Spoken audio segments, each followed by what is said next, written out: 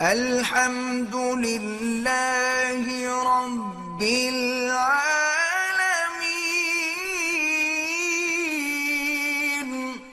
کہ سب سے پہلے یہ جو نعوذ باللہ لواطت ہے نا جی، مرد کا مرد سے بدفعلی کرنا، اس کی ابتدا قوم لوط سے ہوئی۔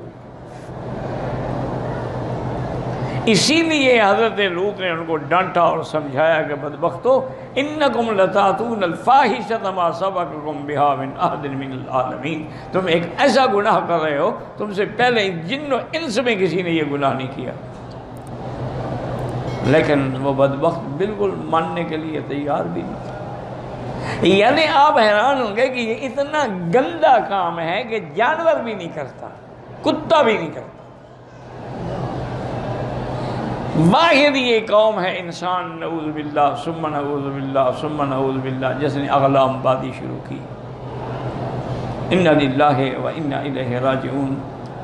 اور اس قوم پر اتنا برا عذاب آیا ہے کہ آپ تصور نہیں کر سکتے کہ آسمانوں تک لے گئے، الٹے گرائے گئے اور پتھروں کی بارش کر۔ اسی لیے مسئلہ ہے کہ اگر آج بھی کوئی لوتی مرد، یعنی کوئی مرد سے بدفعلی کرے، اور تو اس کی سزا کیا ہے؟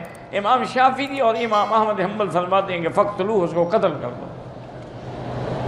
لیکن امام ابو حنیفہ رحمۃ اللہ علیہ فرماتے ہیں کہ نہیں، اس کو اونچے مقام پہ لے جاؤ، مسجد کے مینار پہ لے جاؤ، وہاں سے گراؤ اور پتھروں کی بارش کر دو، جیسے اللہ نے عذاب کیا تھا وہی عذاب دو۔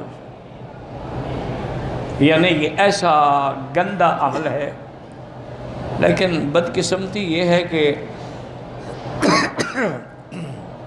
شیعہ نے، روافض نے اپنی کتابوں میں لکھا ہے کہ یہ عمل جو ہے اگر آدمی اپنی بیوی کے ساتھ کرے تو جائز ہے۔ انا للہ و انا الیہ راجعون۔ اچھا، ان کا تو خیر کیا رونا ہے، وہ تو ایک فرقہ باطلہ ہے، گمراہ فرقہ ہے۔ رونا ہے تو اہل سنت والجماعت کے بعد علماء نے بھی کتابوں میں لکھا ہے کہ جائز ہے۔ انا للہ و انا الیہ راجعون ولا نقول الا لا حول ولا قوة الا باللہ۔ اس لیے اگر آپ کو میری باتوں پر اعتماد نہ ہونا، ایک کتاب ہے الجاوی، وہ پڑھ لیں، یا ایک کتاب ہے نظر الابرار فی فقہ حدیث النبی المختار، وہ پڑھ لیں۔ اسی طرح اور فتاوی ہیں ان کے، وہ پڑھ لیں، اس میں انہیں نعوذ باللہ یہ لکھا ہے کہ کوئی ایسی بات نہیں ہے، یعنی یہ ایک عام چیز ہے۔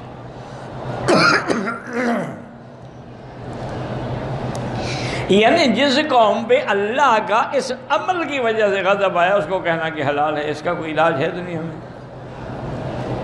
ماں سوا اس کے کہ دعا کریں جو زندہ ہیں اللہ ان کو ہدایت دے، اور جو فوت ہو گئے لکھ کے اللہ ان کی غلطیاں معاف کر دے۔ غلطیاں انسانوں سے ہوتی ہیں، لیکن یہ ایسی غلطی نہیں، یہ ضد ہے۔ ضد کا تو پھر کوئی علاج نہیں ہوتا۔